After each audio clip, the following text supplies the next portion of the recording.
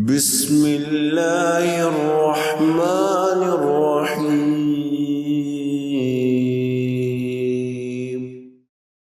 نحمده ونصلي على رسوله الكريم اعوذ باللہ من الشیطان الرجیم بسم اللہ الرحمن الرحیم رب اشرح لي صدری ویسر لي امری واحلل عقدۃ من لسانی یفقہوا قولی۔ تمام تعریفیں اللہ رب العزت کے لیے ہیں کہ اللہ تعالیٰ نے ہمیں دین اسلام اور ایمان جیسی عظیم نعمتیں عطا فرمائی ہیں۔ حضور اکرم صلی اللہ علیہ وسلم کا امتی ہونے کا اعزاز بخشا ہے، اور آپ صلی اللہ علیہ وسلم کا امتی ہونا کوئی معمولی اعزاز نہیں ہے۔ چونکہ یہ ربیع الاول کا مہینہ ہے تو اسی مناسبت سے آج کا جو ہمارا موضوع ہے وہ حضور اکرم صلی اللہ علیہ وسلم کی جو سیرت ہے، جو حیات طیبہ ہے، اس کے ساتھ اس کا ایک خاص تعلق ہے، اور ٹاپک ہے ہمارا حضور اکرم صلی اللہ علیہ وسلم کا حوض، اور آپ کس طرح سے اس حوض پر اپنی امت کا استقبال کریں گے۔ اس کو تھوڑا سا ہم ان ڈیپتھ پڑھیں گے، چونکہ حضور اکرم صلی اللہ علیہ وسلم کا تعلق ہم سب کے ساتھ ہے، اور ہمارا اس بات پر یقین ہے کہ آپ صلی اللہ علیہ وسلم اللہ کے آخری نبی ہیں، اور آپ نے اپنی زندگی میں جو کچھ کیا اور جو ہمیں سکھایا وہ دراصل ہماری دنیا اور آخرت کی تعمیر کے لیے اور اس کو سنوارنے کے لیے تھا۔ قیامت کے دن جو منظر انسانیت نے دیکھنے ہیں اور جن مرحلوں سے مسلمانوں نے گزرنا ہے، ان میں سے ایک حوض کوثر پر حضور اکرم صلی اللہ علیہ وسلم کے ساتھ سب کی ملاقات بھی ہے۔ اللہ تعالی ہمیں ہمت اور توفیق عطا فرمائے کہ اس دنیا سے جانے سے پہلے ہم اپنی آخرت کے لیے خوب اچھی طرح تیاری کر لیں، اور اللہ تعالی ہمارے نیک اعمال قبول فرمائے اور ہمیں حضور اکرم صلی اللہ علیہ وسلم کا دیدار حوض کوثر پر نصیب فرمائے۔ اس حوالے سے صحیح بخاری اور صحیح مسلم کی حدیث ہے، یہ دونوں جو صحاح کتابیں ہیں ان میں آئی ہے۔ ابو حازم کہتے ہیں میں نے سہل کو سنا، وہ کہہ رہے تھے کہ میں نے حضور اکرم صلی اللہ علیہ وآلہ وسلم کو فرماتے ہوئے سنا، انا فرطکم علی الحوض، میں تمہارا حوض پر استقبال کروں گا، میں تم سے پہلے حوض پر پہنچا ہوں گا اور میں تمہارا وہاں پر استقبال کروں گا۔ جو بھی یہاں تک پہنچے گا وہ اس حوض سے پانی پیے گا، اور جو بھی اس کا پانی پیے گا اس کے بعد دوبارہ اسے پیاس نہیں لگے گی۔ اور نوٹ کیجئے کہ یہ قیامت کے دن کا منظر ہے، جنت کا منظر نہیں ہے۔ ابھی اسی دنیا میں جب قیامت برپا ہوگی تو آپ صلی اللہ علیہ وسلم فرماتے ہیں کہ میں تم سے پہلے حوض کوثر پر موجود ہوں گا اور میں وہاں تمہارا استقبال کروں گا، اور جو کوئی بھی حوض کوثر تک پہنچ جائے گا وہ وہاں سے ضرور پیے گا، اور جو وہاں سے پیے گا اسے اس کے بعد دوبارہ پیاس نہیں لگے گی۔ اور پھر میرے حوض پر کچھ ایسے گروہ بھی آئیں گے جنہیں میں جانتا ہوں گا، وہ مجھے پہچانتے ہوں گے، لیکن پھر میرے اور ان کے درمیان حجاب ڈال دیا جائے گا، یا ایک اور حدیث میں آپ صلی اللہ علیہ وسلم فرماتے ہیں کہ انہیں مجھ سے دور کر دیا جائے گا، اور وہ مجھ تک نہیں پہنچ سکیں گے اور نہ ہی وہ میرے حوض سے پی سکیں گے۔ آج کا جو ہمارا سیشن ہے وہ اسی حدیث سے متعلقہ ہے، تو آئیے دیکھتے ہیں کہ اس حدیث کی کیا تشریح ہے اور اس حوالے سے ہمیں مزید ہماری شریعت سے کیا رہنمائی ملتی ہے۔ اس حدیث میں حضور اکرم صلی اللہ علیہ وآلہ وسلم نے ہمیں خوشخبری دی ہے کہ وہ اپنے حوض پر اپنی امت کے نیک افراد کا استقبال کریں گے، اور وہ اس حوض پر سب سے پہلے پہنچے ہوں گے، اور اس حوض کا پانی پھوٹا پڑ رہا ہوگا، یعنی مسلسل تازہ پانی پیاس بجھانے کے لیے آپ صلی اللہ علیہ وسلم کی امت کے لیے موجود ہوگا، اور اس پانی کا جو ذائقہ ہے وہ انتہائی میٹھا ہوگا، اور اس پانی سے اور اس حوض سے وہی پی سکیں گے قیامت والے دن اور اپنی پیاس بجھا سکیں گے جو کہ واقعتاً حقیقی سینس میں حضور اکرم صلی اللہ علیہ وسلم کی اس دنیا میں پیروکار رہے ہوں گے، جنہوں نے حضور اکرم صلی اللہ علیہ وسلم کی سکھائی ہوئی تعلیمات پر عمل کیا ہوگا اور آپ صلی اللہ علیہ وسلم کی سنتوں کے مطابق اپنی زندگی گزارنے کی پوری کوشش کی ہوگی۔ قیامت والے دن اللہ رب العزت کی مومنوں کے لیے رحمت کی تجلی اس طرح سے ہوگی کہ جب سورج ان کے انتہائی قریب آ جائے گا اور جھلسا دینے والی گرمی سے بھی زیادہ شدید گرمی ہوگی، اور انسان اس وقت شدید پیاس محسوس کر رہے ہوں گے۔ آپ دیکھیے کہ جب عام ہمارے ہاں گرمی کا موسم آتا ہے تو اس میں ہماری پیاس کا عالم کیا ہوتا ہے، اور ہم گرمی کی تپش سے اپنے آپ کو بچانے کے لیے کیا کچھ نہیں کرتے۔ تو ذرا تصور کیجئے کہ جب سورج انسانوں کے سروں کے قریب پہنچ جائے گا اور پیاس سے انسانیت تڑپ رہی ہوگی، اور اس وقت جو سب کی پریشانی کا عالم ہوگا، سختی کا عالم ہوگا، ذرا اس کا تصور کیجئے، یہاں تک کہ وہ بار بار ایک ہی پکار بلند کریں گے کہ اب جلد از جلد حساب شروع کیا جائے تاکہ ہم یہاں سے فارغ ہوں اور اپنے اگلی منزل کی طرف رواں دواں ہو جائے۔ یہاں اللہ رب العزت کی رحمت کی تجلی ہوگی، اور خاص طور پر مومن اللہ تعالیٰ کی اس رحمت کو دیکھیں گے جس پر وہ دنیا کی زندگی میں ایمان لاتے تھے اور جس کا وہ ذکر کرتے تھے۔ اور وہ تجلی کچھ اس طرح سے ہوگی کہ اللہ تعالیٰ مومنوں کی عزت افزائی فرمائیں گے کہ انہیں ایک حوض عطا کریں گے، اور اس حوض سے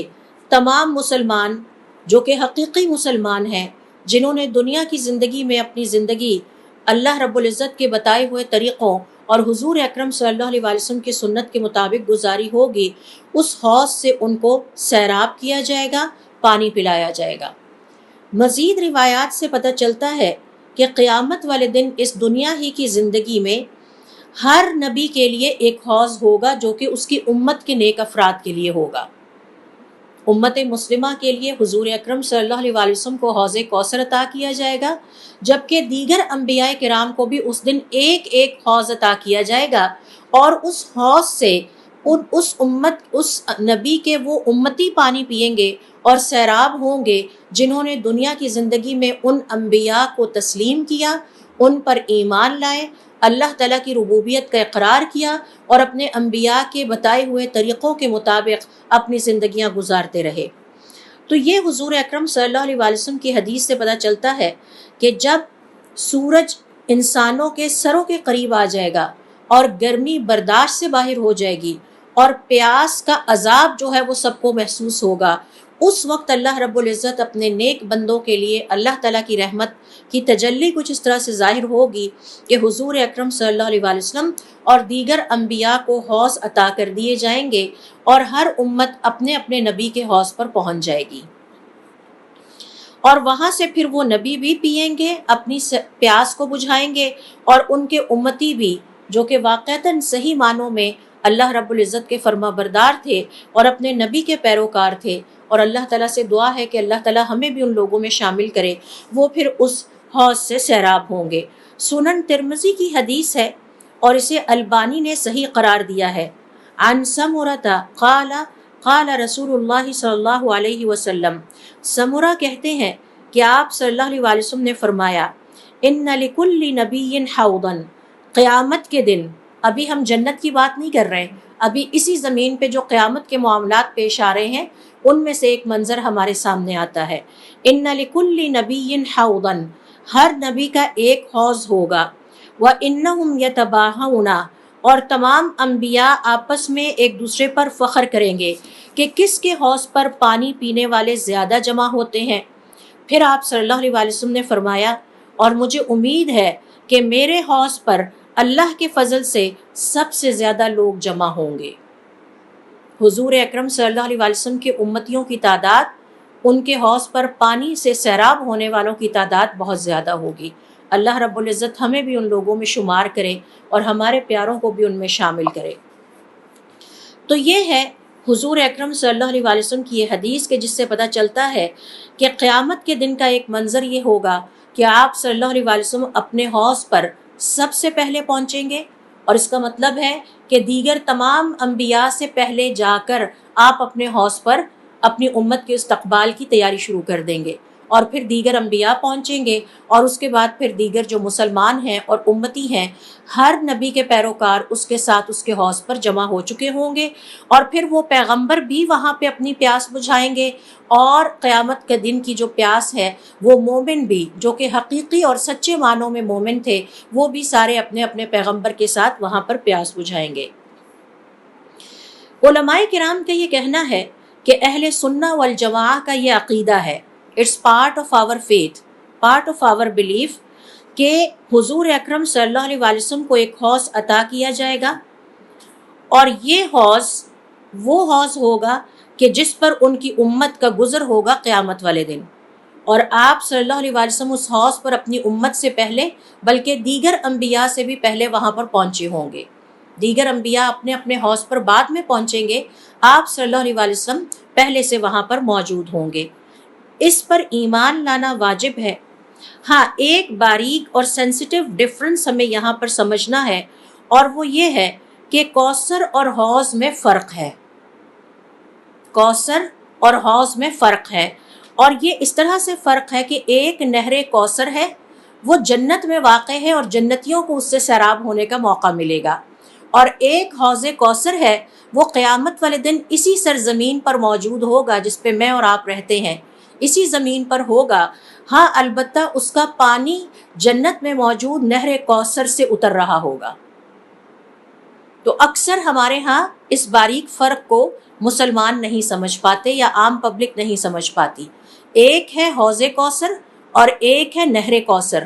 حوض کوثر کا تعلق اس دنیا سے ہے، قیامت کے دن جو مختلف واقعات پیش آنے ہیں ہم مسلمانوں کو، ان میں سے ایک مرحلہ، ایک واقعہ یہ ہے، جیسے پل صراط کا واقعہ پیش آئے گا، اعمال کے وزن کیے جانے کا واقعہ پیش آئے گا، حشر کا واقعہ پیش آئے گا، اللہ رب العزت کے سامنے صفے بنا کر کھڑے ہو کر سب کے سامنے اپنے اعمال کی جواب دہی کا واقعہ پیش آئے گا۔ ان واقعات اور مناظر میں سے جو کہ اسی زمین پر ہم سب دیکھیں گے، ان میں سے ایک یہ ہے کہ حضور اکرم صلی اللہ علیہ وسلم کو قیامت والے دن جب سورج ہمارے سروں کے قریب پہنچ چکا ہوگا اور پیاس سے لوگ بلبلا اٹھیں گے اور پانی کی طلب کر رہے ہوں گے، تو اللہ تعالیٰ کی رحمت اس وقت جوش میں آئے گی، اور جو مومن لوگ ہیں تمام انبیاء کی اقوام میں سے مومنوں کے لیے اللہ تعالیٰ ایک ایک حوض مقرر کر دیں گے، اور اس پر ان کے پیغمبر پہنچ چکے ہوں گے۔ تمام انبیاء کا اپنا اپنا حوض ہے، امت مسلمہ کا حوض کوثر ہوگا، اور وہ اسی سرزمین پر واقع ہوگا۔ اس کا تعلق عالم بالا سے نہیں ہے، اس کا تعلق جنت سے نہیں ہے، اس کا تعلق صرف جنت سے اتنا ہے کہ جنت میں ایک نہر ہے جس کا نام کوثر ہے، وہاں سے 2 پرنالے گرتے ہیں اور وہ اس حوض کو سیراب کرتے ہیں۔ تو آپ یہ دیکھیے کہ یہ اللہ رب العزت کا قائم کردہ ایک مکمل پیرالل سسٹم ہے جو اس وقت بھی ایگزسٹ کر رہا ہے، اور آگے جا کے ہم اس کو مزید تفصیل سے اسٹڈی کرتے ہیں۔ تو یہاں علماء کرام کا یہ کہنا ہے کہ حوض کوثر اور نہر کوثر کے حوالے سے یہ باریک فرق ہمیں مد نظر رکھنا ہے، اور وہ کیا ہے کہ جب ہم کہتے ہیں کوثر، جس کا ذکر اللہ رب العزت نے قرآن کریم میں کیا ہے، انا اعطینا کل کوثر، ہم نے تمہیں کوثر عطا کی، وہ حوض نہیں ہے، وہ نہر کوثر ہے، اور یہ وہ نہر ہے جس کا وعدہ اللہ تعالیٰ نے اپنے پیغمبر سے کیا ہے کہ اللہ تعالیٰ انہیں جنت میں وہ نہر عطا فرمائیں گے۔ صحیح بخاری کی روایت کے مطابق انس ابن مالک حضور اکرم صلی اللہ علیہ وآلہ وسلم سے روایت کرتے ہیں، جس میں آپ نے ایک لمبی حدیث میں اس کا ذکر کیا ہے کہ میں جنت میں چل رہا تھا، میں ایک نہر پر پہنچا، اس کے دونوں کناروں پر خولدار موتیوں کے گنبد بنے ہوئے تھے۔ میں نے پوچھا جبرائیل علیہ السلام سے کہ اے جبرائیل علیہ السلام، یہ کیا ہے؟ انہوں نے کہا یہ کوثر ہے جو آپ کے رب نے آپ کو دیا ہے، یعنی وہ جنت کی نہروں میں سے ایک نہر ہے جس کا نام کوثر ہے، جو آپ کے رب نے آپ کو عطا کی ہے۔ میں نے دیکھا اس کی مٹی اور خوشبو تیز مشک جیسی تھی۔ تو یہ جو کوثر ہے اس کا تعلق جنت سے ہے، اور اس کی ڈسکرپشن ہمیں حضور اکرم صلی اللہ علیہ وآلہ وسلم کی اس حدیث سے ملتی ہے کہ میں جنت میں چل پھر رہا تھا کہ میں ایک نہر پہ پہنچا، اس کے دونوں کناروں پر خولدار موتیوں کے گنبد بنے ہوئے تھے۔ میں نے پوچھا جبرائیل علیہ السلام یہ کیا ہے؟ انہوں نے جواب دیا یہ وہ نہر کوثر ہے جو آپ کے رب نے آپ کو عطا کی ہے۔ میں نے دیکھا کہ اس کی مٹی اور خوشبو تیز مشک جیسی تھی، یعنی مٹی جو تھی وہ مشک تھی اور اس میں سے خوشبو بہت تیز آ رہی تھی۔ اس کے بعد آ جائیے حوض کی طرف۔ حوض کیا ہے؟ علماء کرام کا یہ کہنا ہے کہ حوض دراصل محشر کی سرزمین پر موجود ہے، اس وقت بھی موجود ہے، آگے چل کے ہم اس کی تفصیل میں آئیں گے۔ ہاں، ہماری نظروں سے اوجھل ہے، اللہ تعالیٰ نے اس کو اوجھل کر رکھا ہے، جب وقت آئے گا وہ ہم سب کی نظروں کے سامنے ظاہر ہو جائے گا۔ بالکل ایسے جیسے یاجوج ماجوج جس زمین پر موجود ہیں، ہماری نظروں سے اوجھل ہیں، ہمیں ابھی وہ نظر نہیں آ رہے، جب ان کے ظاہر ہونے کا وقت آ جائے گا اللہ تعالیٰ ان کو ہمارے اوپر ظاہر فرما دیں گے۔ تو علماء کرام کا یہ کہنا ہے کہ یہ جو حوض ہے یہ دراصل محشر کی سرزمین پر ہے، جہاں پر سب انسانوں نے آخر کار اکٹھے ہو کر اللہ رب العزت کے سامنے صفے بنا کر سب کے سامنے اپنے اعمال کی جواب دہی کے لیے اللہ کے سامنے حاضر ہونا ہے۔ اور یہ ایک چھوٹا سا حوض ہے جس میں پانی اکٹھا ہو جاتا ہے۔ اور پانی کہاں سے اکٹھا ہوتا ہے؟ یہ جنت کی نہر کوثر سے آتا ہے، جنت کی نہر کوثر ہے جس سے یہ پانی اس میں آتا ہے۔ تو جو کوثر ہے وہ نہر ہے، اور حوض کے اندر جو پانی آتا ہے وہ نہر کوثر ہی کا ہے۔ تو دونوں بنیادی طور پر پانی کے اعتبار سے ایک ہیں، لیکن محل وقوع کے اعتبار سے ڈیفرنٹ ہیں۔ نہر کوثر جنت میں ہے اور حوض کوثر محشر کی سرزمین پر ہے، اور نہر کوثر سے 2 پرنالوں کے ذریعے پانی اللہ رب العزت کے حکم سے حوض کوثر میں گرایا جاتا ہے۔ اور پھر آگے چل کے ایک حدیث میں ہم پڑھیں گے کہ یہ جو 2 پرنالے جن کے ذریعے سے نہر کوثر سے جنت سے پانی گرایا جاتا ہے اس حوض کوثر میں، ان میں سے ایک پرنالہ سونے کا ہے اور ایک پرنالہ چاندی کا ہے۔ یعنی وہ نہ صرف پیاس بجھانے والا پانی ہوگا، اس کا منظر انتہائی خوبصورت ہوگا۔ آپ دیکھیے کہ آج ہمیں کہیں چھوٹی سی فال پانی کی نظر آ جائے تو ہم رک رک کے دیکھنے لگتے ہیں، تو اگر سونے اور چاندی کے بنے ہوئے 2 پرنالے آسمان سے گرتے ہوئے ایک حوض میں جب آپ کو دکھائی دیے اور اس کا جو پانی ہے اس کی خوشبو اور ٹھنڈک دور دور تک محسوس ہوگی، تو وہ کس قدر حسین اور کس قدر خوبصورت منظر ہوگا۔ اللہ تعالیٰ ہمیں نصیب فرمائے۔ اور یہی وجہ ہے کہ اللہ تعالیٰ فرماتے ہیں کہ اللہ تعالیٰ نے جنت میں تمہارے لیے وہ ریوارڈز رکھے ہوئے ہیں جو کسی آنکھ نے دیکھے نہیں، اور جن کا خیال تک بھی کسی دل پر کبھی نہیں گزر سکتا۔ وہ ایسی خوبصورت اندیکھے ریوارڈز ہیں کہ جن کی مثال اس دنیا میں موجود نہیں ہے۔ تو یہ جو حوض ہے اس کا تعلق محشر کی سرزمین سے ہے۔ اس کا پانی جنت کی نہر کوثر سے بہہ کر 2 پرنالوں کے ذریعے سے اس حوض میں جمع ہوتا ہے۔ یہ دونوں پانی کے اعتبار سے ایک ہیں، محل وقوع کے اعتبار سے ان کی جگہ مختلف ہیں۔ نہر کوثر جنت میں ہے، جبکہ حوض کوثر ارض محشر پر واقع ہے۔ کچھ روایات کے مطابق یہ ارض محشر شام کی سرزمین ہے، ہو سکتا ہے یہ وہیں کہیں پہ ہو اور وقت آنے پر ظاہر ہو جائے، اور ہو سکتا ہے کیا ہمیں اس پر بھرپور یقین رکھنا چاہیے کہ جب آپ صلی اللہ علیہ وسلم نے ہمیں یہ بتا دیا ہے تو یقیناً ایسا ہی ہوگا۔ لہٰذا یہی وجہ ہے کہ دونوں کے لیے کوثر کا لفظ ہی استعمال ہوتا ہے، ایک کو ہم نہر کوثر کہتے ہیں اور ایک کو ہم حوض کوثر کہتے ہیں۔ حضور اکرم صلی اللہ علیہ وآلہ وسلم اس حوض کی تعریف بیان کرتے ہوئے اپنی ایک اور حدیث میں فرماتے ہیں کہ یہ جو حوض ہے اس میں 2 پرنالے بہہ رہے ہیں جنت سے، جنت کی نہر کوثر سے۔ ایک پرنالہ سونے کا بنا ہوا ہے اور ایک پرنالہ چاندی کا بنا ہوا ہے۔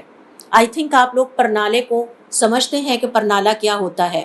میزاب یا پرنالہ چھت کے اوپر ایک بڑا ہوا آگے پائپ لگایا جاتا ہے جو ہاف کٹا ہوا ہوتا ہے، اور یہ خانہ کعبہ میں بھی اللہ کے گھر کے اوپر ہے۔ تو اس کا مقصد یہ ہوتا ہے کہ جب اس میں پانی گرتا ہے چھت پر وہ اکٹھا ہوتا ہے تو اس پرنالے پر اکٹھا ہو کے وہ پھر نیچے فرش پہ گرتا ہے، تو اس کو پرنالہ کہا جاتا ہے۔ اور یہاں حضور اکرم صلی اللہ علیہ وسلم نے اپنے حوض کی جو ڈسکرپشن بیان کی ہے اس میں جو لفظ استعمال کیا وہ یغتو، جس کا مطلب ہے کہ انتہائی شدت کے ساتھ یہ پانی اس کے اندر پھوٹا پڑ رہا ہے۔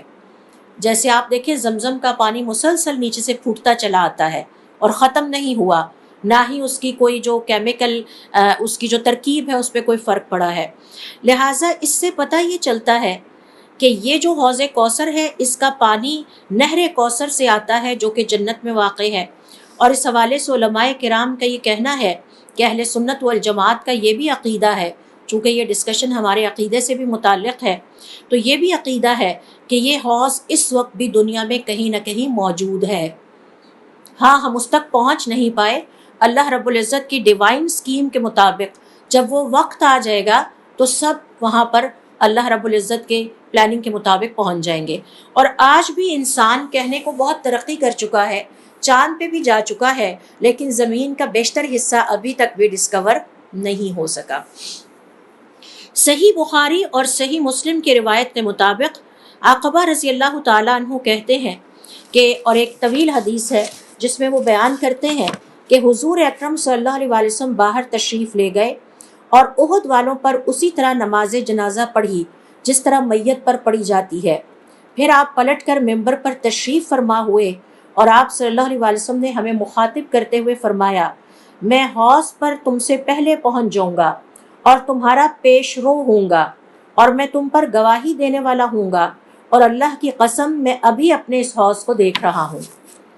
تو یہ حدیث آپ سے یہاں اس لیے شیئر کی ہے کہ علماء کرام کا یہ کہنا ہے کہ یہ حوض اس وقت وہاں پر موجود ہے، اس دنیا میں موجود ہے، ہاں میں اور آپ ابھی اس کو دیکھ نہیں سکتے۔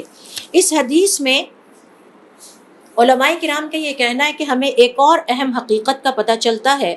اور وہ یہ ہے کہ حوض کوثر پر امت مسلمہ کو، جو کہ حضور اکرم صلی اللہ علیہ وسلم کے زمانے کے بعد آنے والے مسلمان ہیں، پہلا دیدار حضور اکرم صلی اللہ علیہ وسلم کا حوض کوثر پر نصیب ہو جائے گا، اور ابھی ان کے اعمال کا وزن بھی نہیں ہوا ہوگا، اور ابھی وہ پل صراط پر سے بھی نہیں گزرے ہوں گے۔ تو یہ قیامت والے دن اللہ رب العزت کے رحیم ہونے کا پہلا منظر یہ ہوگا کہ ان کی پیاس بجھا دی جائے گی، آنکھوں کی پیاس بھی بجھ جائے گی اور دوسری پیاس بھی بجھا دی جائے گی، اور ظاہر ہے کہ وہیں سے سب کو تسلی ہو جائے گی کہ اگر مجھے حضور اکرم صلی اللہ علیہ وسلم کا دیدار نصیب ہو گیا ہے اور آپ کے ہاتھوں آپ نے پیالہ بھر کے میری جو ہے وہ ضیافت کی ہے، تو انشاءاللہ میرے اگلے معاملات بھی سیدھے ہو جائیں گے۔ تو یہ اللہ رب العزت کا قیامت والے دن رحیم ہونے اور اس کی رحمت کی تجلی کا ایک منظر ہوگا کہ شدید پیاس کے عالم میں شدید بلبلا رہے ہوں گے سب گرمی سے، اور اس وقت حوض کوثر کی طرف اللہ تعالیٰ کے نیک بندوں کو بڑھنے کی اجازت ملے گی، اور حضور اکرم صلی اللہ علیہ وسلم وہاں پر امت مسلمہ کے لیے پیش رو ہوں گے۔ اس کا کیا مطلب ہے؟ اس کا مطلب علماء کرام کا یہ کہنا ہے، عربی زبان میں یہ ہے کہ پیش رو ہونے کا مطلب یہ ہے کہ جو کسی بھی قافلے سے پہلے پہنچتا ہے اور پہنچ کر اس قافلے کے لیے ضروری انتظامات کرتا ہے، تو اس کو عربی زبان میں فرطن کہا جاتا ہے۔ اچھا، اب حضور اکرم صلی اللہ علیہ وسلم نے کیا انتظامات کرنے ہیں؟ پہلے نمبر پر یہ کہ تمام انبیاء سے بھی پہلے آپ صلی اللہ علیہ وسلم اپنے حوض پر پہنچ جائیں گے، پھر آپ نے اپنی امت کو وہاں پر سیراب کرنا ہے، اور ایک اور حدیث میں آتا ہے آپ صلی اللہ علیہ وسلم فرمائیں گے کہ میں جنت کا دروازہ سب سے پہلے جا کے کھٹکھٹاؤں گا، اور جب وہ جنت کا داروغہ دروازہ کھولے گا تو کہے گا ہاں مجھے یہی حکم دیا گیا تھا کہ جب تک حضور اکرم صلی اللہ علیہ وسلم نہ آ جائیں تم نے جنت کا دروازہ نہیں کھولنا۔ تو گویا آپ اپنی امت کے لیے راستے بناتے چلے جائیں گے، انتظامات کرتے چلے جائیں گے، اور میک شیور کریں گے کہ اب میرے بعد جو میرے پیچھے میری امت آ رہی ہے وہ سارے کے سارے سیف ہیں، اور ان کو وہ تمام فیسلٹیز مل رہی ہیں جو کہ آج کے دن کے لیے ان کی خاص ضرورت ہے۔ تو یہ بھی امت مسلمہ کا ایک بہت بڑا اعزاز ہے، حضور اکرم صلی اللہ علیہ وسلم کے امتی ہونے کے ناطے یہ ایک بہت بڑا اعزاز ہے۔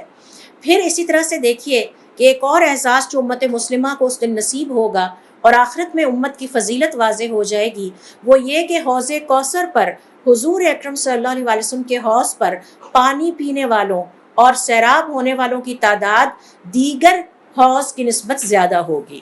کسی انبیاء کے میں سے کسی بھی کے بھی فالوورز اتنے زیادہ نہیں ہوں گے جتنے زیادہ فالوورز حضور اکرم صلی اللہ علیہ وآلہ وسلم کے ہوں گے۔ تو یہ ہے ایک اور حدیث کے جس سے پتہ چلتا ہے کہ حوض اس وقت موجود ہے، اور اس پر ہمیں تعجب نہیں ہونا چاہیے، بالکل اسی طرح سے جیسے یاجوج ماجوج اس وقت دنیا میں کہیں نہ کہیں کسی جگہ پہ ایگزسٹ کر رہے ہیں، اور جب اللہ تعالیٰ کا حکم آئے گا وہ سب پر ظاہر ہو جائیں گے۔ پھر اسی طرح سے اسی سے ملتی جلتی ایک اور حدیث ہے،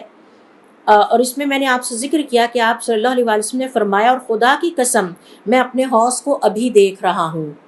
ایک اور حدیث ہے جسے صحیح بخاری اور مسلم نے بیان کیا ہے، اور حضرت ابو ہریرہ رضی اللہ تعالیٰ عنہ اس کے راوی ہیں۔ وہ کہتے ہیں کہ آپ صلی اللہ علیہ وسلم نے ایک اور موقع پر فرمایا وَمِنبَرِي عَلَى حَوْضِي، اور میرا ممبر اس وقت میرے حوض کے اوپر ہے، میرا ممبر میرے حوض کے اوپر ہے۔ لہٰذا علماء کرام کا یہ کہنا ہے کہ یہ بھی ممکن ہے کہ وہی جگہ ہو جس کی طرف آپ نے اشارہ کیا، لیکن چونکہ یہ غیبی امر ہے تو ہم اس کے بارے میں حتمی طور پر کچھ نہیں کہہ سکتے۔ اور یہ بھی احتمال موجود ہے کہ قیامت والے دن حوض کے اوپر آپ صلی اللہ علیہ وسلم کا ممبر لگا دیا جائے، یہ بھی احتمال موجود ہے۔ یعنی یہ علماء کرام کا کہنا ہے کہ صحابی کو سمجھ نہیں آیا کہ کیا اس وقت جو ان کا ممبر تھا وہ حوض پر تھا، یا یہ کہ قیامت والے دن ان کا ممبر ان کے حوض پہ فکس کر دیا جائے گا اور ایک دفعہ پھر تو۔ لیکن جو ہمیں اس حدیث سے کنفرم ایک بات پتہ چلتی ہے وہ یہ ہے کہ آپ صلی اللہ علیہ وسلم کا حوض اس وقت دنیا میں موجود ہے، کیونکہ حدیث کے الفاظ ہیں کہ اس سے نہر کوثر سے 2 پرنالے گرتے ہیں جو اس کو سیراب کرتے رہتے ہیں اور وہ پانی ان تک پہنچتا رہتا ہے۔ حضور اکرم صلی اللہ علیہ وسلم نے، اب میرا خیال ہے کہ یہ کلیئر ہو گیا ہوگا کہ حوض کوثر کیا ہے اور نہر کوثر کیا ہے، اور حوض کوثر اس دنیا میں واقع ہے اور نہر کوثر آخر میں جنت میں پھر حضور اکرم صلی اللہ علیہ وسلم کو ایک نہر عطا کی جائے گی تو اس کو نہر کوثر کہا جاتا ہے۔ حضور اکرم صلی اللہ علیہ وآلہ وسلم کی احادیث میں اس حوض کی بہت ساری ڈسکرپشنز ہمیں پتہ چلتی ہیں، اس حوض کے بارے میں جو کچھ آپ نے بتایا ہے، اور ان احادیث کے مطالعے سے ہمیں یہ ترغیب ملتی ہے، ہمارے دل میں یہ شوق پیدا ہوتا ہے کہ ہم دنیا کی زندگی وہ تمام نیک عمل کرنے کی کوشش کریں کہ جس کے نتیجے میں ہم اس حوض تک پہنچنے کے مستحق بن سکیں اور وہاں سے اپنی پیاس بجھانے کے مستحق بن سکیں، اور ہمیں بھی حضور اکرم صلی اللہ علیہ وسلم کا دیدار نصیب ہو سکے۔ اب آئیے اس حوض کے جو مختلف اوصاف آپ صلی اللہ علیہ وسلم نے بیان کیے ہیں۔ آپ صلی اللہ علیہ وسلم فرماتے ہیں اس حوض پہ جو برتن رکھے گئے ہیں، ایک اور حدیث میں آتا ہے کٹورے رکھے گئے ہیں یا آب خورے رکھے گئے ہیں، اور ایک حدیث میں لفظ آتے ہیں گلاس کے، تو گلاس، برتن، کٹورے، آب خورے، یہ مختلف الفاظ آئے ہیں، اور آپ جانتے ہیں کہ ان میں سے ہر برتن کی شکل الگ ہے۔ ہو سکتا ہے کہ ان برتنوں کی وجہ سے بھی ڈسٹنکشن ظاہر ہوں، کچھ لوگوں کو کٹوروں میں پانی دیا جائے، کچھ کو گلاسوں میں دیا جائے، اللہ عالم۔ لیکن آپ صلی اللہ علیہ وسلم فرماتے ہیں کہ اس پر جو برتن رکھے گئے ہیں، جو کہ آپ صلی اللہ علیہ وسلم بھر بھر کے اس دن اپنے امتیوں کو پلائیں گے، ان کی تعداد آسمان میں موجود ستاروں سے زیادہ ہے۔ آپ دیکھیں، galaxies and galaxies and galaxies are there, a world of galaxies, ایک ایک گیلیکسیز کے اندر کتنے کتنے اجرام فلکی پائے جاتے ہیں۔ تو آپ کی یہ حدیث ہے۔ اسی طرح سے صحیح مسلم اور صحیح بخاری کی حدیث کے مطابق آپ صلی اللہ علیہ وسلم نے فرمایا اس پر پڑے ہوئے برتن جو ہیں ان کی مثال آسمان کے ستاروں کی طرح سے ہے، یعنی جو برتن وہاں رکھے گئے ہیں، اور برتنوں میں مختلف قسم کے برتن ہو سکتے ہیں، ان کی مثال آسمان میں موجود ستاروں کی سی ہے۔ یہاں علماء کرام کا یہ کہنا ہے کہ یہ لفظ زیادہ وسیع مفہوم دیتا ہے، کیونکہ عددی اعتبار سے ستاروں کی طرح ہیں کہ جتنے ستارے ہیں اتنے ہی وہ برتن ہیں، اور دوسری طرف سے یہ بھی پتہ چلتا ہے کہ یہ برتن اپنی چمک دمک اور خوبصورتی میں بھی ستاروں کی مانند ہے۔ تو اس میں عددی اعتبار سے بھی آ جاتی ہے بات کہ اتنے زیادہ برتن ہیں جتنے آسمان میں ستارے، اور دوسری یہ بات بھی آ جاتی ہے کہ وہ برتن اس قدر چمکدار ہیں اور اس قدر پر نور ہیں، یہاں نور کا لفظ ہے، کہ وہ ستاروں کی طرح دور سے چمکتے ہوئے نظر آئیں گے۔ تو جب امتی اس حوض کی طرف بڑھ رہے ہوں گے تو وہ ان برتنوں کی چمک دمک کو بھی دیکھ کر ان کی آنکھیں خیرہ ہو رہی ہوں گی۔ تو آپ ذرا تصور کیجئے کہ ایک ایسا حوض ہو جس کے پڑے ہوئے برتن ستاروں کی طرح چمک رہے ہوں، ان کا نور دور سے نظر آتا ہو، اور پھر آپ کی نظر اٹھتی ہے تو 2 پرنالے گر رہے ہیں جن میں سے ایک سونے کا ہے اور ایک چاندی کا ہے، کس قدر وہ حسین منظر ہے، اور پھر اس پانی کی خوشبو اور ٹھنڈک کو دور دور تک محسوس کیا جا سکتا ہو۔ اور پھر پلانے والا کون ہے؟ اس دنیا کی افضل ترین شخصیت کہ جن کے دیدار کے لیے ہر مسلمان اپنے دل میں تڑپ رکھتا ہے۔ تو پانی بھی اعلیٰ، پلانے والا بھی اعلیٰ، اور برتن بھی اتنے شاندار اور اعلیٰ کہ جو اس سے پہلے نہ کسی نے دیکھے ہیں نہ کسی نے سنے ہیں۔ اسی طرح سے حضور اکرم صلی اللہ علیہ وسلم کی ایک اور حدیث سے پتہ چلتا ہے، حوض کوثر کی ہی تعریف بیان کرتے ہوئے آپ فرماتے ہیں کہ اس کا پانی دودھ سے زیادہ سفید ہوگا، اس کا پانی دودھ سے زیادہ سفید ہوگا اور شہد سے زیادہ میٹھا ہوگا، یعنی اس کی مٹھاس شہد سے بھی زیادہ ہوگی، اور اس کی لمبائی اور چوڑائی برابر ہے، یعنی یہ اس قدر بڑا حوض ہے کہ عام دنیا کے حوض اس کے سامنے کوئی وقت نہیں رکھتے۔ اور پھر آپ صلی اللہ علیہ وسلم نے اپنی مختلف احادیث میں اس کی لمبائی اور چوڑائی کے بارے میں بتایا۔ پہلی میں تو یہ بتا دیا کہ لمبائی اور چوڑائی برابر ہے۔ ایک حدیث میں بتایا کہ اس کی لمبائی ایلا نامی جو سعودی عرب میں علاقہ ہے وہاں سے لے کے یمن کے علاقے صنعاء تک ہے، یہ بہت بڑا رقبہ ہے۔ پھر اسی طرح سے آپ نے فرمایا کہ اس پر رکھے گئے گلاسوں کی تعداد آسمان میں ستاروں کی مانند ہے۔ اور پھر یہ بھی بتایا کہ جب کوئی اسے پی لے گا اسے دوبارہ پیاس نہیں لگے گی۔ ایک اور حدیث میں آپ صلی اللہ علیہ وسلم حوض کوثر کی لمبائی اور چوڑائی کے بارے میں بات کرتے ہوئے فرماتے ہیں کہ اس کی لمبائی اور اس کی چوڑائی بالکل ایسے ہی ہے کہ جیسے عراق سے لے کے شام تک کا علاقہ ہو۔ اب سوال یہ پیدا ہوتا ہے کہ آپ صلی اللہ علیہ وسلم نے مختلف علاقوں کی مثال کیوں دی ہے؟ تو علماء کرام کا یہ کہنا ہے چونکہ آپ صلی اللہ علیہ وسلم سے مختلف وفود ملنے آتے تھے اور وہ مختلف علاقوں کی بیک گراؤنڈ سے آتے تھے، تو آپ ہر ایک کو اس کے علاقے کے مطابق اس کی لمبائی اور چوڑائی کا حساب دیتے تھے۔ جیسے مثال کے طور پر مجھے یا آپ کو کیا سمجھ آئے گی کہ ایلا سے لے کے صنعاء تک کا علاقہ کیا ہے، لیکن اگر آپ سے یہ کہا جائے کہ اسلام آباد سے لے کے مکۃ المکرمہ تک کا علاقہ ہے، یا جیسے سورہ کہف کے بارے میں ہم پڑھتے ہیں کہ جب کوئی شخص اس کی تلاوت کرتا ہے تو اس کے گھر سے لے کے مکۃ المکرمہ تک اللہ کے گھر تک جتنا نور اس کو عطا کر دیا جاتا ہے، تو یہ ڈسٹنس ہمیں سمجھ میں آتا ہے۔ تو آپ صلی اللہ علیہ وسلم نے مختلف لوگوں سے بات کرتے ہوئے مختلف علاقے اس لیے ان کے نام استعمال کیے کہ ہر کوئی جو جن علاقوں سے مانوس تھا ان علاقوں کے حساب سے آپ نے اس کی لمبائی اور چوڑائی کا تذکرہ ان سے کیا، اور یہ بہت بڑی لمبائی اور چوڑائی ہے، چھوٹی نہیں ہے۔ پھر آپ صلی اللہ علیہ وسلم نے یہ بھی فرمایا کہ اس کے برتن جنت سے لائے جائیں گے، آنیت الجنہ، یہ برتن جنت سے لائے جائیں گے۔ ایک اور جگہ پہ آپ صلی اللہ علیہ وسلم فرماتے ہیں کہ پھر جو کوئی بھی اس سے پی لے گا اس کے بعد اسے دوبارہ پیاس نہیں لگے گی۔ آپ صلی اللہ علیہ وسلم کا یہ فرمانا بھی بہت اہمیت رکھتا ہے، اس لیے کہ آگے ابھی حشر کے میدان کے کافی مرحلے موجود ہیں۔ یہ تو آغاز ہے نا کہ جب سب انسانیت اکٹھی ہوگی اور اس کے بعد سورج قریب آ جائے گا، سروں کے قریب آ جائے گا، اور سب اس دن گرمی سے بلک رہے ہوں گے اور پیاس سے تڑپ رہے ہوں گے، تو پہلا بندوبست اللہ تعالیٰ اپنے مومن بندوں کے لیے کریں گے کہ اگلے مرحلے آسانی سے گزارنے کے لیے انہیں اس پانی سے سیراب کیا جائے گا،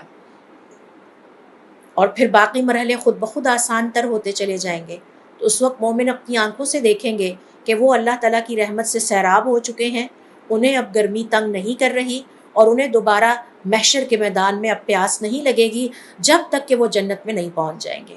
تو یہ اللہ رب العزت کا بہت بڑا انعام ہوگا، اس کی رحمت کا بہت بڑا مظہر ہوگا اس کے نیک بندوں کے لیے، جو قیامت والے دن اللہ کے نیک بندوں کو اور مومنوں کو میسر آئے گا۔ ہر دور کے پیغمبر کے جو امتی ہیں جنہوں نے اس دور میں اپنے نبی پر ایمان لایا ہوگا، اللہ تعالیٰ کی توحید کا اقرار کیا ہوگا اور اس کے مطابق زندگی بسر کی ہوگی، یہ انعام ان کے بھی حصے میں آئے گا۔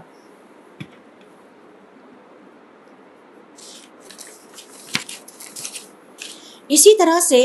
حضور اکرم صلی اللہ علیہ وسلم کی صحیح احادیث سے یہ بات ثابت ہے کہ پتہ چلتا ہے کہ کچھ خوش قسمت لوگ ایسے ہوں گے جو حوض کوثر پر سب سے پہلے پہنچیں گے۔ تو آئیے ذرا دیکھتے ہیں کہ یہ کون ہیں۔ تو حضور اکرم صلی اللہ علیہ وسلم کی احادیث کے مطابق اس امت کے فقراء اور مہاجرین سب سے پہلے حوض کوثر پر پہنچیں گے۔ آپ صلی اللہ علیہ وسلم فرماتے ہیں کہ یہ فقراء اور مہاجرین اٹے ہوئے کپڑوں میں اور شدید بری حالت میں، جو کہ غربت کی عکاسی کرتی ہوگی، یہ فقراء کی فضیلت ہے۔ اور یہ وہ فقراء ہوں گے جنہوں نے دنیا کی زندگی میں اللہ تعالیٰ کی نعمتوں کو چکھا تک بھی نہیں تھا،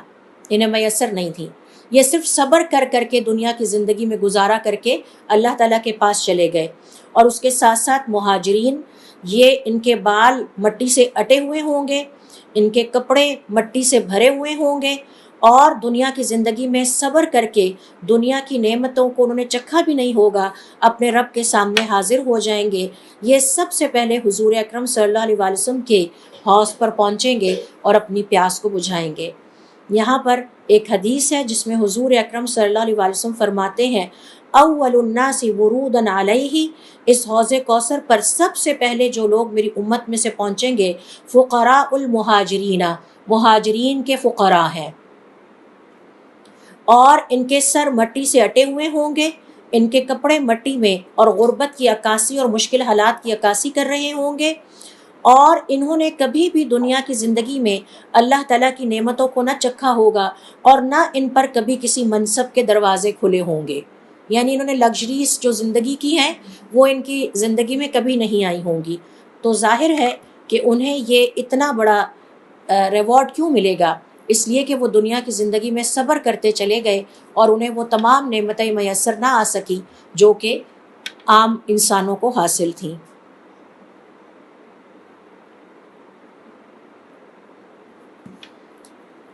اور اس کے ساتھ ساتھ دوسرا گروہ جن کے بارے میں ذکر آتا ہے وہ ہے مہاجرین، کہ مہاجرین ہیں، اور تیسرا گروہ جن کے بارے میں ذکر آتا ہے وہ ہے اہل الیمن، یمن والے۔ حضور اکرم صلی اللہ علیہ وسلم کے امتیوں میں سے یہ وہ پہلے 3 گروہ ہیں کہ جن کو سب سے پہلے حوض کوثر پر سیراب ہونے کا موقع ملے گا۔ صوبان کہتے ہیں کہ حضور اکرم صلی اللہ علیہ وسلم نے فرمایا کہ میں اپنے حوض کے پچھلے حصے پر کھڑا ہوں گا اور لوگوں کو وہاں سے ہٹا رہا ہوں گا تاکہ یمن والے آگے بڑھیں، پھر میں اپنے عصا کو زور سے ماروں گا اور وہاں سے پانی پھوٹ پڑے گا، اور پھر وہ یمن والے اس پانی سے سیراب ہوں گے، اس کے بعد میری امت کے دیگر افراد آگے بڑھیں گے۔ اس حوالے سے علماء کرام کا یہ کہنا ہے کہ یمن والوں نے حضور اکرم صلی اللہ علیہ وسلم کے لیے خاص قربانیاں دی تھیں،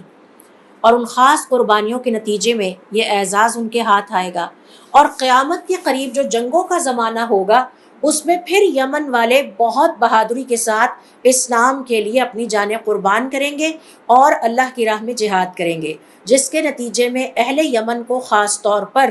یہ فضیلت عطا ہوگی۔ آج بھی آپ دیکھیں جو اس وقت فلسطین میں ایشو چل رہا ہے، اس میں یمن غریب ترین ملک ہونے کے باوجود ننگا دھڑنگا، یعنی ان کے ہاں مناسب خوراک نہیں ملتی، ان کے ہاں غربت کا عالم بہت شدید ہے، لیکن اس کے باوجود وہ اس جنگ میں کودے ہوئے ہیں، اور جتنا حصہ وہ ڈال سکتے ہیں وہ ہم سے کہیں زیادہ ڈال رہے ہیں۔ ان کی نسبت ہم بہت آسائشوں والی زندگی بسر کر رہے ہیں، لیکن ہمارا اس جہاد میں وہ حصہ نہیں ہے۔ تو علماء کرام کا یہ کہنا ہے کہ اسلام کے آغاز میں بھی یمن والوں نے ایسی قربانیاں کی دی، اور اس کے بعد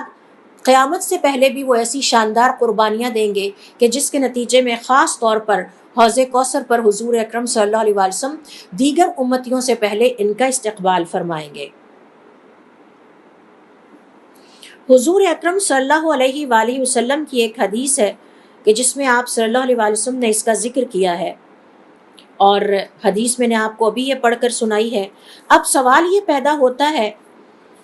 کہ بحیثیت مسلمان کے ہمیں یہ جاننا ہے کہ وہ کون سی ایسی رکاوٹیں ہیں، وہ کون سے ایسے برے عمل ہیں کہ جن کے کرنے کے نتیجے میں ایک مسلمان حوض کوثر پر پانی پینے اور اپنی پیاس کو بجھانے اور حضور اکرم صلی اللہ علیہ وسلم کے دیدار سے محروم ہو سکتا ہے۔ تو یہ جو حوض کوثر پر پہنچنا ہے یہ ایک معمولی اعزاز نہیں ہے، یہاں حضور اکرم صلی اللہ علیہ وآلہ وسلم کا دیدار ہوگا، آپ صلی اللہ علیہ وآلہ وسلم اپنی امت کا استقبال کریں گے،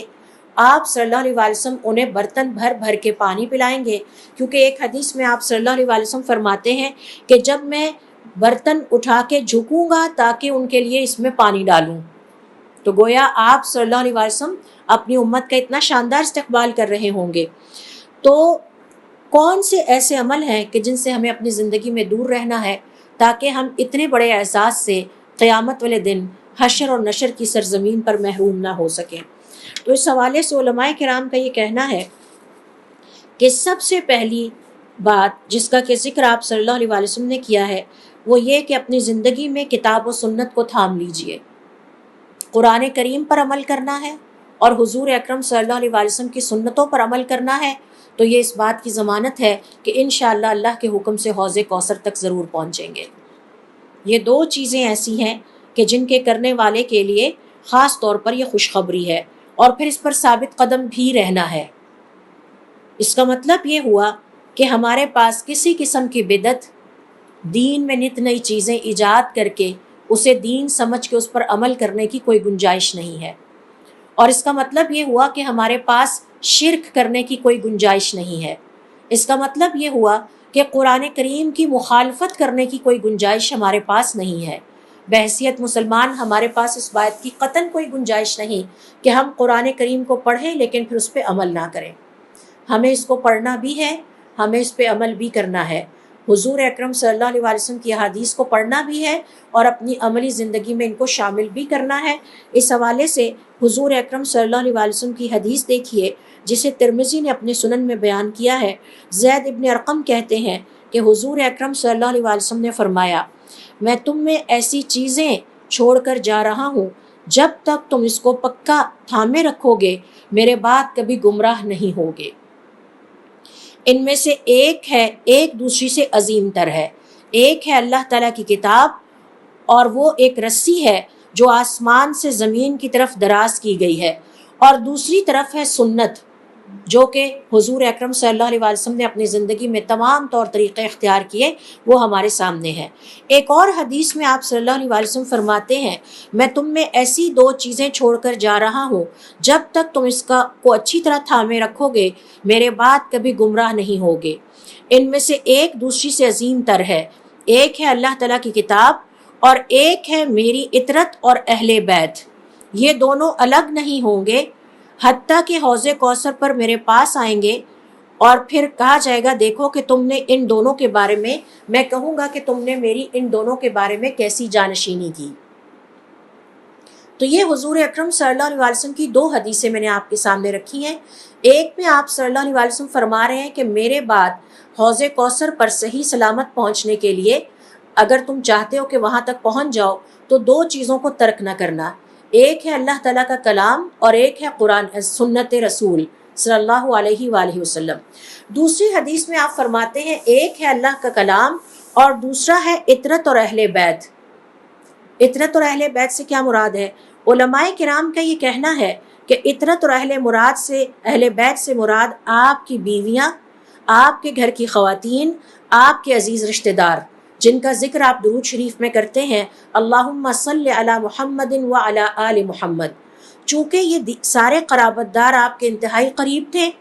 آپ کی سنتوں کے بہت پیروکار تھے، لہٰذا ان کے طور طریقے ہم نے اپنی زندگی میں اختیار کرنے ہیں اور ان کے ذریعے سے حضور اکرم صلی اللہ علیہ وسلم کی سنتوں پر عمل کرنا ہے۔ تو یہ اس بات کی ضمانت ہے حضور اکرم صلی اللہ علیہ وسلم کی طرف سے کہ آپ مجھ تک صحیح طریقے سے حوض کوثر پر پہنچ جائیں گے، اور میں وہاں تمہیں مخاطب کر کے پوچھوں گا اور کہوں گا کہ میں دیکھتا ہوں کہ تم نے ان دونوں کے حوالے سے یعنی قرآن اور سنت کے حوالے سے دنیا کی زندگی میں میری کیسی جانشینی کی، تم میرے کیسے ڈیپٹی تھے۔ تو یہ ہے وہ پہلا سبب کہ جو حوض کوثر پر سلامتی کے ساتھ انشاءاللہ ہمیں پہنچانے کا ذریعہ بن سکتا ہے اگر ہم اپنی زندگیاں قرآن اور سنت کے مطابق گزارتے ہیں۔ اور حضور اکرم صلی اللہ علیہ وسلم کی ازواج مطہرات، آپ کی گھر کی نیک خواتین، بیٹیوں اور آپ کے رشتہ داروں کو جن میں حضرت علی رضی اللہ تعالیٰ عنہ ہیں، جن میں ابن عباس رضی اللہ تعالیٰ عنہ جیسے رشتہ دار ہیں جو کہ آپ صلی اللہ علیہ وسلم کی سنتوں پر عمل کرنے والے تھے، اگر ہم ان کی زندگیوں کی طرح اپنی زندگی بنا لیتے ہیں تو انشاءاللہ یہ اس بات کی ضمانت ہے کہ ہم حوض کوثر تک پہنچ پائیں گے۔ اور اس کے ساتھ ساتھ ہم نے کس چیز سے بچنا ہے؟ ہم نے اپنے آپ کو بچا کے رکھنا ہے شرک سے، بدعت سے اور ہر طرح کی من گھڑت چیزوں سے جو دین کے نام پر ایجاد کر لی جاتی ہیں۔ ایسے من گھڑت درود ایجاد کر لیے جاتے ہیں جو کہ مسنون نہیں ہیں۔ مسنون کا لفظ ہماری زندگی کا حصہ ہونا چاہیے۔ ایسے طور طریقے اختیار کر لیے جاتے ہیں جو کہ مسنون نہیں ہیں، تو ان سے ہم نے اپنے آپ کو بچا کے رکھنا ہے۔ دوسرے نمبر پر حضور اکرم صلی اللہ علیہ وسلم کا دیدار حاصل کرنے کے لیے حوض کوثر پر اور اس سے سیراب ہونے کے لیے علماء کرام کا یہ کہنا ہے کہ آپ صلی اللہ علیہ وسلم کی حدیث سے پتہ چلتا ہے وہ یہ ہے کہ ظالم حکام، ظالم لیڈرشپ کی مدد نہ کی جائے، ظالم کے ساتھ مل کر ظلم نہ کیا جائے، ظلم کا حصہ نہ بنا جائے۔ اور اس حوالے سے جابر بن عبداللہ کہتے ہیں کہ حضور اکرم صلی اللہ علیہ وسلم نے کعب ابن عجرہ کو مخاطب کرتے ہوئے فرمایا کہ ایک وقت آئے گا کہ جب تم پر ظالم حکمران مسلط کر دیے جائیں گے، اللہ تعالیٰ تمہیں اممیچور یعنی جو عقل مند حکمران نہیں ہیں ان کی حکمرانی سے بچا کے رکھے۔ آپ سے سوال کیا گیا کہ یہ امیچور حکمران کون ہیں؟ آپ نے فرمایا کہ یہ وہ تمہارے حکمران ہوں گے جنہیں نہ اللہ تعالیٰ کی کتاب کا علم ہوگا نہ میری سنتوں پر عمل کرنے والے ہوں گے، لہٰذا جو ان کی تصدیق کرے گا اور جو اس وقت ان کی مدد ظلم پہ کرے گا ان کا نہ مجھ سے تعلق ہوگا نہ میرا ان سے کوئی تعلق ہوگا۔ تو یہ حضور اکرم صلی اللہ علیہ وآلہ وسلم کی ایک اور حدیث ہے۔ اور پھر فرمایا اور یہ سب جب میرے حوض کے قریب پہنچیں گے، یہ حکمران بھی اور ان کے پیروکار بھی، ان حکمرانوں کی تائید کرنے والے بھی، ان کی خوشامدیں کرنے والی غلط باتوں پر بھی، ان سب کو اللہ کے حکم سے میں اپنے حوض سے دور کر دوں گا اور انہیں بتا دوں گا کہ ان کا مجھ سے کوئی تعلق نہیں اور میرا ان سے کوئی تعلق نہیں ہے۔ یہی وجہ ہے کہ ہمارے دین میں اور لیڈرشپ کے مختلف لیول ہیں۔ لیڈرشپ سے مراد یہاں پر صرف حکمران نہیں ہے، ادنا ترین درجے کا لیڈرشپ کیا ہے؟ ایک ماں اپنے گھر کی لیڈر ہے، ایک باپ اپنی پوری فیملی کا لیڈر اور ہیڈ ہوتا ہے، اسی طرح استاد تمام طالب علموں کا لیڈر ہے، بڑی بہن اپنے تمام کلکم راعٍ وکلکم مسئول عن رعیتہ، تم میں سے ہر کوئی لیڈر ہے اور تم میں سے ہر ایک کو اللہ تعالیٰ نے کچھ رعیت عطا کی ہے اور اس کے بارے میں سوال کیا جائے گا۔ تو کسی بھی لیول پر اگر ہم اپنی لیڈرشپ کا ساتھ ظلم کے کاموں پر دیتے ہیں تو یہ اللہ تعالیٰ ہمیں معاف کرے اور ہمیں اپنی اصلاح کرنے کی توفیق عطا فرمائے۔ یہ اپنے آپ کو حوض کوثر سے سیراب ہونے اور حضور اکرم صلی اللہ علیہ وآلہ وسلم کے استقبال سے محروم کرنے والی بات ہے۔ تو یہ حضور اکرم صلی اللہ علیہ وآلہ وسلم کی حدیث سے ہمیں پتہ چلتا ہے۔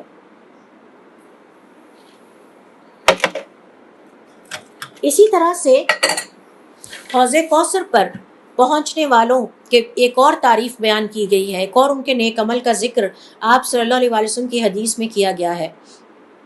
کہ اگر مسلمان کو اس دنیا میں کوئی چیز کم بھی ملے یا نہ بھی ملے اور وہ اس پر صبر کر جائے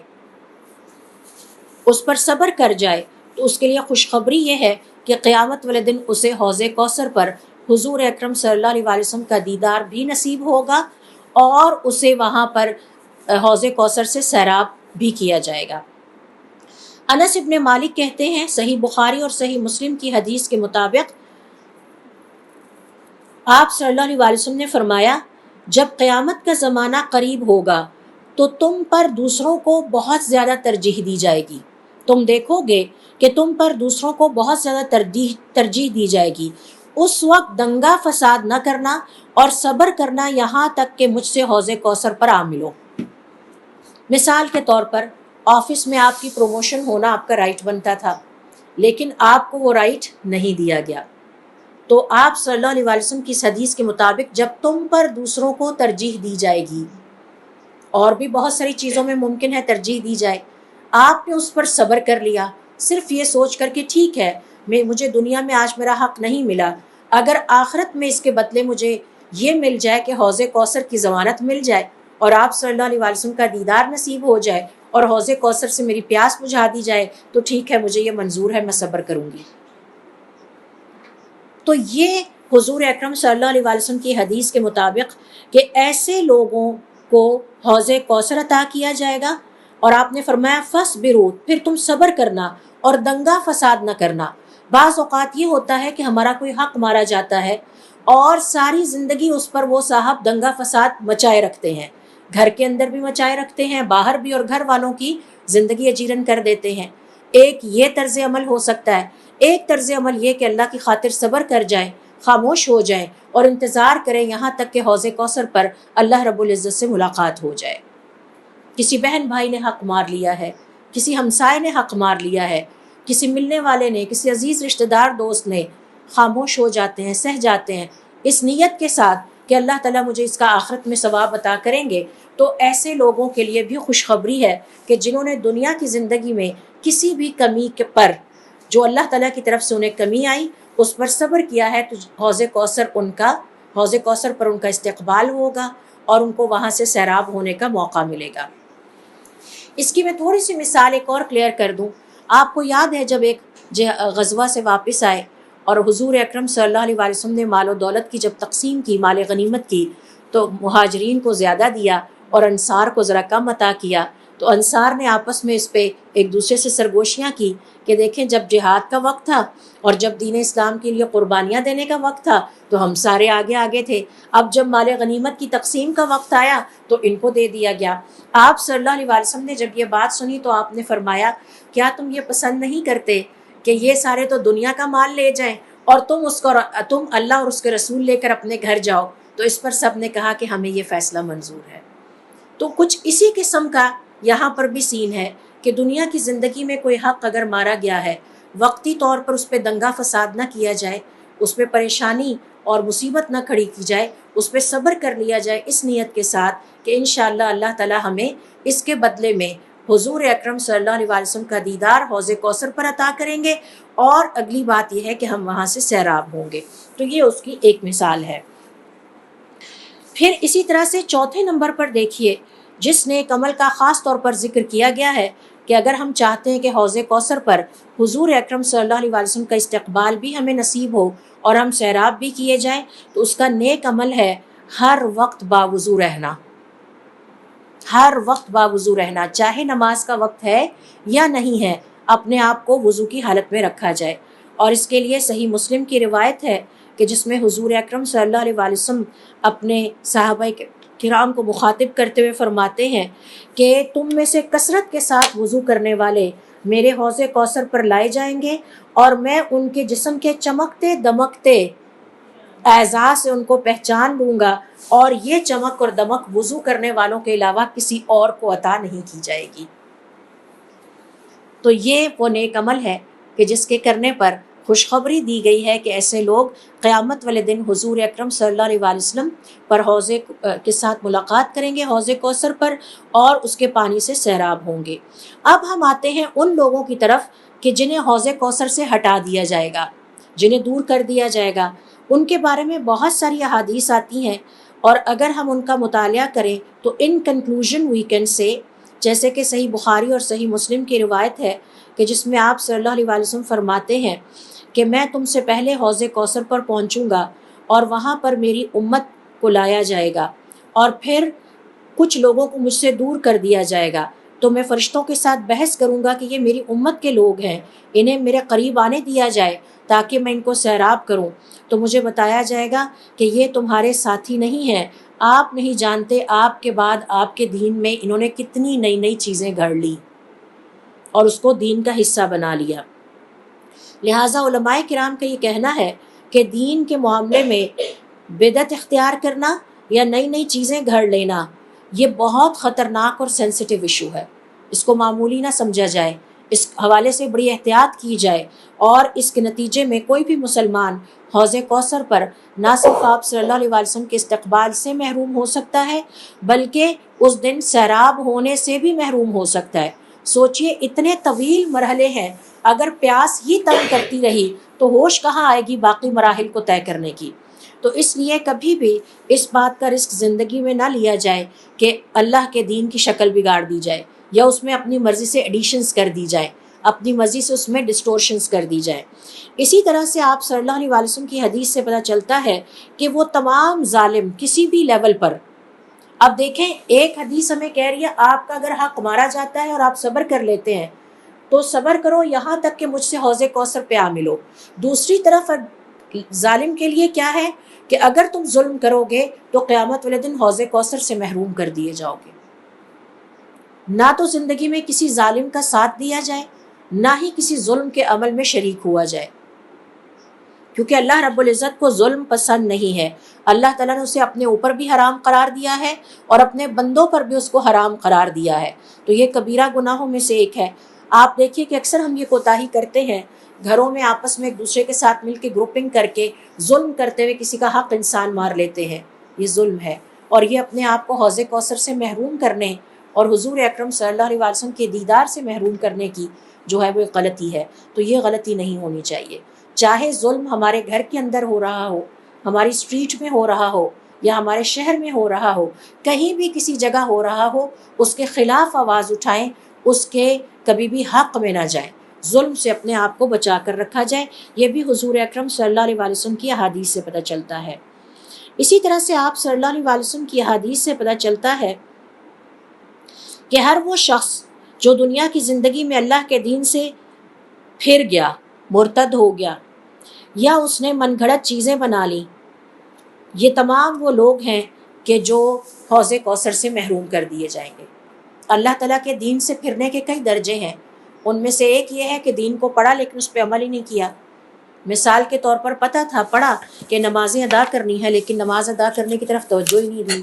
تو یہ اللہ تعالیٰ کو پسند نہیں ہے۔ اس طرح کی غلطیوں کے نتیجے میں ایک مسلمان حوض کوثر سے قیامت والے دن محروم کیا جا سکتا ہے۔ اللہ رب العزت سے دعا ہے کہ اللہ تعالیٰ ہمیں ہمت اور توفیق عطا فرمائے کہ ہم اس دنیا سے جانے سے پہلے آخرت کے لیے تیاری کر لیں، اور اللہ تعالیٰ ہمیں ان خوش نصیب افراد میں شامل کرے جنہیں حوض کوثر عطا کیا جائے گا۔ وہ حضور اکرم صلی اللہ علیہ وسلم کے دیدار سے فیضیاب ہوں گے اور آپ کے ہاتھوں سیراب ہوں گے، اور پھر اللہ تعالیٰ اگلے مرحلوں کو بھی ہمارے لیے اور ہمارے پیاروں کے لیے آسان کر دے۔